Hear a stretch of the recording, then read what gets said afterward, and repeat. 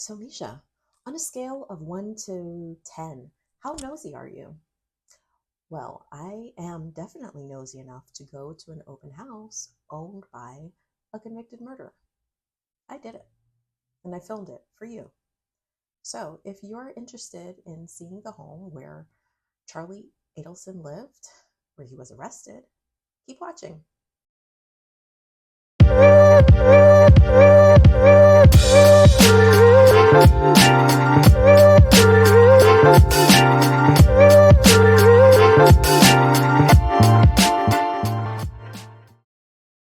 Happy New Year! Welcome to 2024. My name is Misha Janice. Thank you for visiting my corner of YouTube. So let me get right into this. This video is a deviation from the norm, what I've been publishing since I started this channel maybe a month ago. Up until now, I focused it on the Corporate Transparency Act, which becomes effective today, January 1st, 2024. And it's going to be critically important for all small and medium-sized businesses in the US to comply with that law. So if you're not familiar with the CTA, with the reporting requirements, especially if you're a business owner in the US or you know a business owner in the US, check out my playlist on everything to know about the CTA. My goal for this channel is to bring information to business owners, ideally small business owners, influencers, freelancers, content creators, etc., that will help them in their business as it relates to understanding legal concepts and best practices.